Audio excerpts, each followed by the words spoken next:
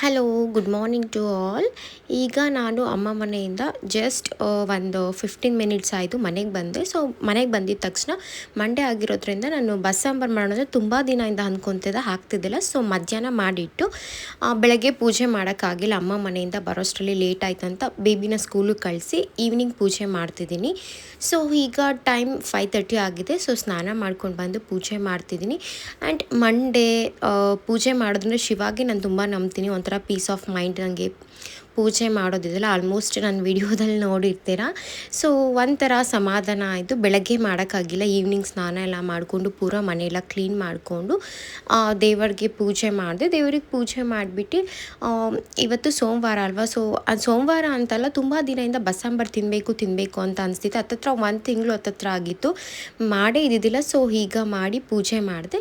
So ಅಷ್ಟೇ. ಇವತ್ತಿನ video ಇಷ್ಟ ಆದರೆ ಲೈಕ್ ಮಾಡಿ, ಶೇರ್ ಮಾಡಿ. ಥ್ಯಾಂಕ್